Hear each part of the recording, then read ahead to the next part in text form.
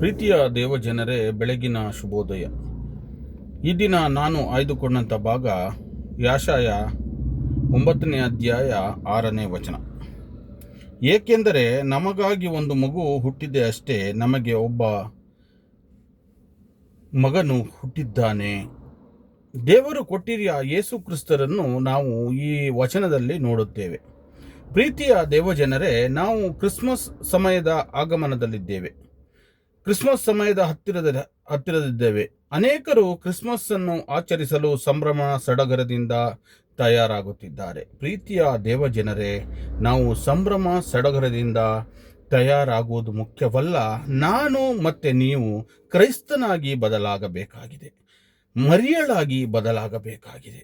ಪ್ರೀತಿಯ ದೇವಜನರೇ, ಅಂದು ದೇವರು ಹೇಳಿದ ಮಾತಿಗೆ ತಲೆಬಾಗಿದ ಮರಿಯಳು ಯೇಸುವನ್ನು ಹೆರಲು ಆಕೆ ಒಪ್ಪಿಗೆ ಸೂಚಿಸಿದಳು. ಅದೇ ರೀತಿಯಾಗಿದೆ ಪ್ರಿಯ ದೇವಜನರೇ, ಇಂದು ನಾವು ಕ್ರಿಸ್ತನಾಗಿ ಇಲ್ಲ ಮರಿಯಳಾಗಿ ಬದಲಾಗಬೇಕಾಗಿದೆ. ಆ ಮನಸ್ಥಿತಿ ನಮ್ಮಲ್ಲಿ ಬರಬೇಕು. ಇದಾಗಿದೆ ದೇವರು ನಮ್ಮಿಂದ ಕಾಣಬಯಸುವುದು. ಪ್ರೀತಿಯ ದೇವಜನರೇ, ನಾವು ಪ್ರತಿಯೊಬ್ಬರಿಗೂ ಸಹಾಯವನ್ನು ಮಾಡೋಣ, ಒಬ್ಬರಿಗೊಬ್ಬರು ಪ್ರಾರ್ಥಿಸೋಣ. ಆಮೇಲೆ